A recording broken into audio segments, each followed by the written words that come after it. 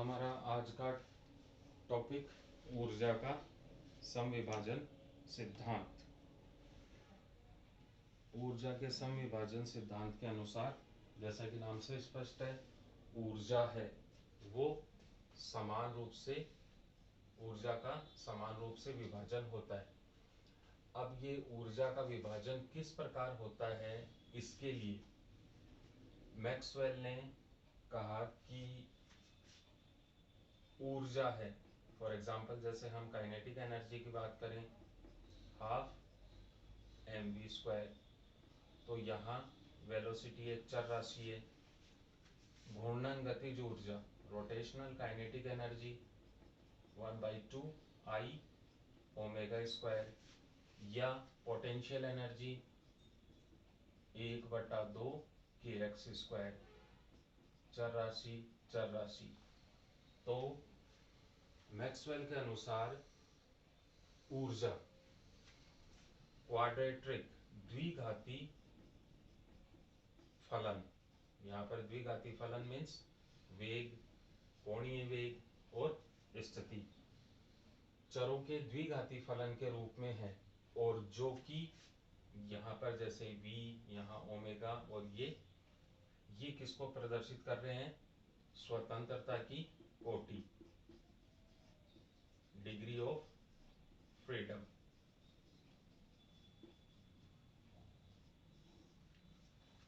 जो कि किसी एनर्जी के कुल अमाउंट को रिप्रेजेंट करते हैं। जैसे हम टोटल एनर्जी की बात करें तो टोटल एनर्जी हो गया kinetic energy plus potential energy, गतिज ऊर्जा पर, तो ये इसको क्या लिख सकते हैं? mv² plus half kx²। Clear? तो मैक्सवेल के अनुसार ऊर्जा स्वतंत्रता की कोटि को प्रदर्शित करने वाले चर का द्विघाती फलन होती है। जो ऊर्जा है वो स्वतंत्रता की कोटि, यहाँ चरों के रूप में v और यहाँ x, इनको प्रदर्शित करने वाले चर राशियां v और x के द्विघाती फलन के रूप में होती है, तथा औसत समान मात्रा में जो ऊर्जा इनसे रिलेटेड होती है, औसत रूप में जो ऊर्जा इनसे संबंधित होती है, वो कुल ऊर्जा जो टोटल एनर्जी है उसमें समान रूप से बटी हुई होती है। अब जैसे जितना योगदान इसका है उतना ही योगदान इसका होगा, तो समान रूप से होगी या समान रूप से बटेगी? तो मैक्सवेल ने ये बताया कि समान रूप से ये इस प्रकार बटी होती है कि गतिज ऊर्जा का योगदान कितना होता है? हाफ kT, वैसे ही स्थितिज ऊर्जा का भी हाफ kT। अगर कण घूर्णन भी कर रहा है तो इसके कारण भी हाफ kT, मतलब जितनी भी ऊर्जाएं होंगी वो सभी 1/2 kT के रूप में होंगी। क्लियर? अब हाफ kT के रूप में ऊर्जा वास्तव में होती है क्या, इस चीज को हम प्रूव करके देखेंगे कि मैक्सवेल ने बताया कि ऊर्जा का जो विभाजन है वो समान रूप से होता है हाफ kT के रूप में। इस चीज को हम प्रूव करेंगे। तो इसके लिए हमने क्या माना कि कोई थर्मल इक्विलिब्रियम है ऊष्मीय साम्य अवस्था में, और जिसमें F पोजीशन कोऑर्डिनेट स्थिति सदिश और F ही मोमेंटम संवेग निर्देशांक है। F स्थिति निर्देशांक तथा F ही संवेग निर्देशांक है। तो स्थिति को यहाँ हम Q से प्रदर्शित करेंगे, तो Q1 Q2 Q3 dash dash up to Qf, इसी प्रकार P1 P2 P3, ये भी कहाँ तक? F तक। तो अगर कोई इस थर्मल इक्विलिब्रियम में उसमें साम्य अवस्था में कोई कण है और उसकी ऊर्जा E है, तो वो ऊर्जा स्थिति निर्देशांक और संवेग निर्देशांकों के रूप का फलन होगी। तो किस प्रकार लिख सकते हैं?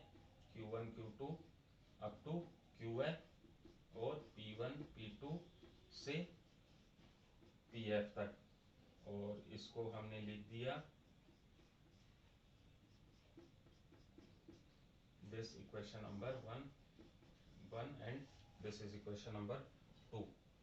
यहाँ जो ऊर्जा EI है वो सिर्फ संवेग निर्देशांक का फलन है, और संवेग निर्देशांक के अलावा जो भी ऊर्जा है, जिन ये ऊर्जा संवेग निर्देशांक के अलावा PI के अलावा सभी का फलन है। तो ऊर्जा EI सिर्फ संवेग का फलन है।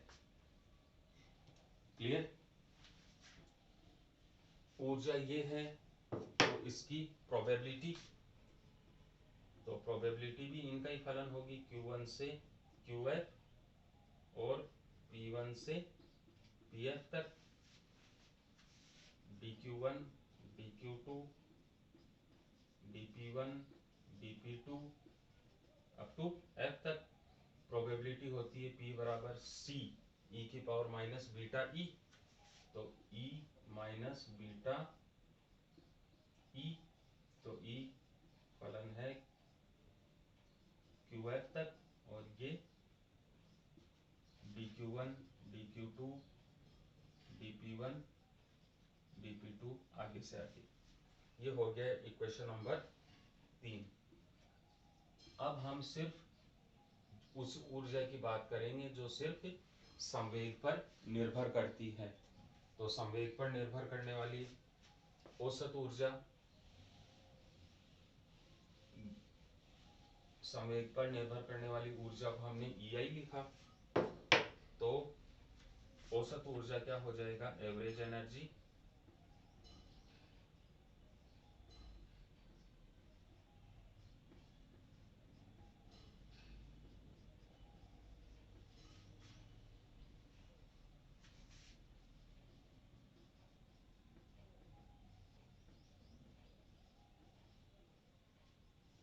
अपॉन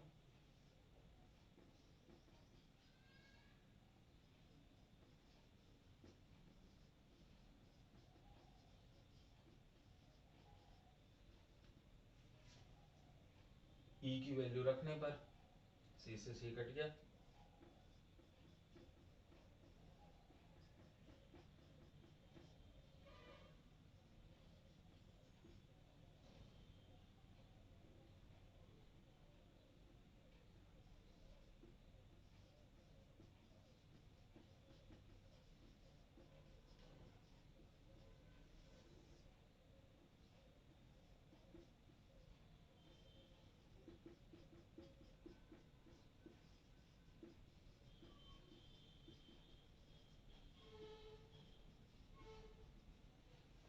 this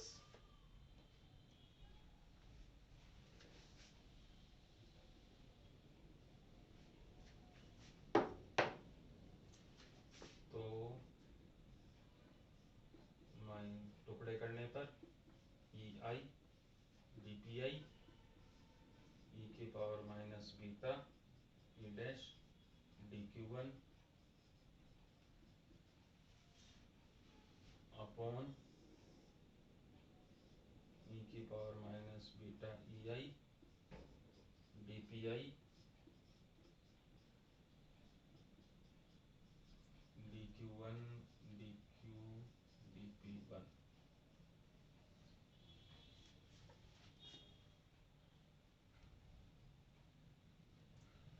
ये वाली टर्म ऊपर नीचे से कट गई, तो हमारे पास सिर्फ ये बच गया।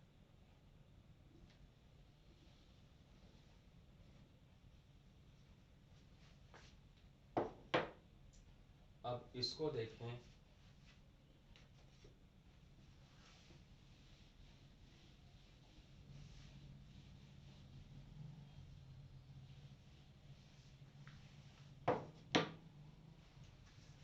अलग से इसको सोल्व करने की कोशिश करते हैं। जैसे d अपॉन डी बीटा किया E की पावर माइनस बीटा EI का, तो इसका अवकलन करने पर आपके पास बना बीटा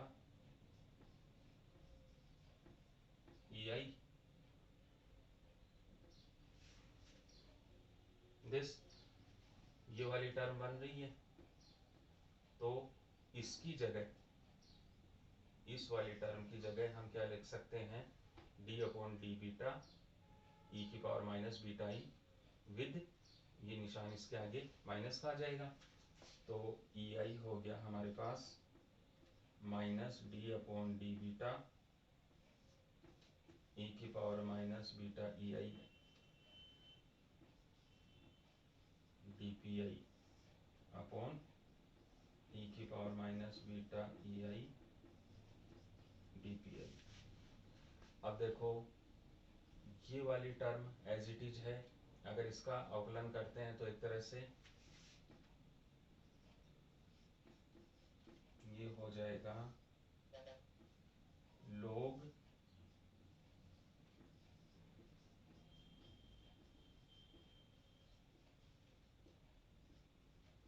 इक्वेशन नंबर 5। क्लियर यहां तक?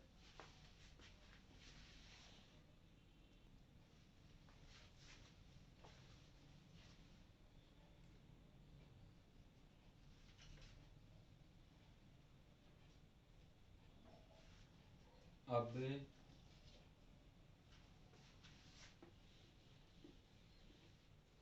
गतिज ऊर्जा के लिए हम क्या जानते हैं? अगर ई आई गतिज ऊर्जा है, काइनेटिक एनर्जी है, तो ई आई संवेग के वर्ग के समानुपाती, और बाकी चीजें 1/2m उनको b के रूप में मान लें, कोई कांस्टेंट। तो ये वाली वैल्यू ई आई की यहाँ रखने पर, तो e की power minus beta E I D P I E की power minus beta P P I square,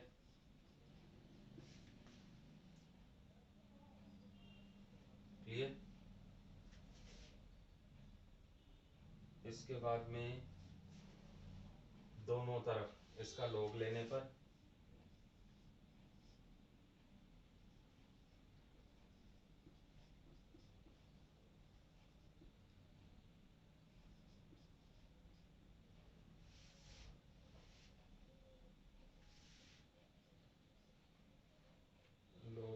ये हो जाएगा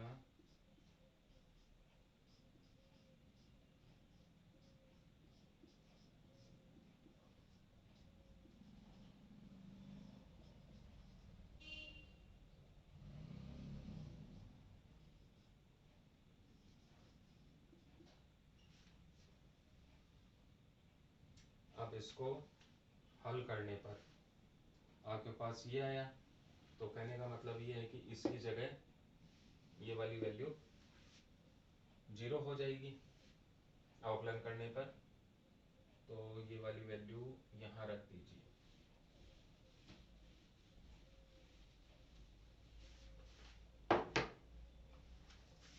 5 से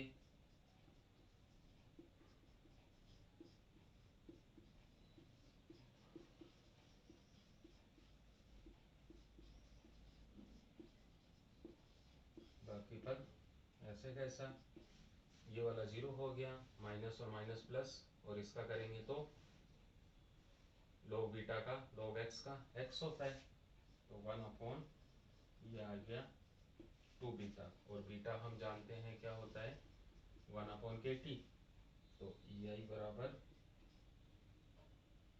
1/2 के टी। यही हमें प्रूव करना था मैक्सवेल सिद्धांत के अनुसार, ऊर्जा के समविभाजन सिद्धांत के अनुसार, जो मैक्सवेल ने करने की कोशिश की थी कि ऊर्जा, जो भी ऊर्जा है वो समान रूप से संबद्ध होती है किसी एक ऊर्जा से, और उस ऊर्जा का मान होता है 1/2 kT।